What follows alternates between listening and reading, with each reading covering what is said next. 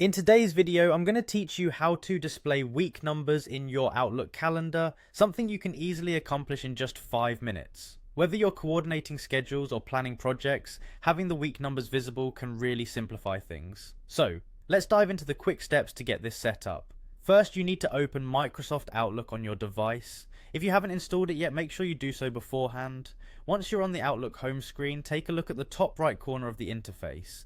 There you should see a sign in option. Click on this to proceed to the next step. After clicking sign in, you'll be prompted to enter your email and password. Enter these credentials carefully. If you have multiple accounts, make sure you're signing into the one you want to configure with week numbers.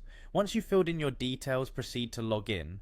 Once signed in, it's time to head over to your settings. Look again towards the top right and you'll see a settings icon, usually represented by a small gear symbol. Give that a click and it will bring up a menu with various configuration options. In this menu, find and click on Calendar. This section is where you can manage your calendar preferences and visibility, allowing you to customize it according to your needs. Now inside the calendar settings, scroll down until you encounter the option labeled Show Week Numbers. You'll want to check this box. By enabling this feature, each week will be distinctly marked on your calendar, allowing for clearer schedule planning and organization.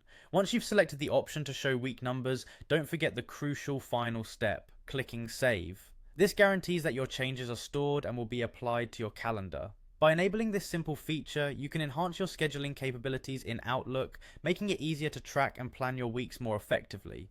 It's a small change, but one that can have a big impact on your organization and time management. In summary, with just a few clicks, you've successfully displayed week numbers in your Outlook calendar. Thanks for following along with this tutorial.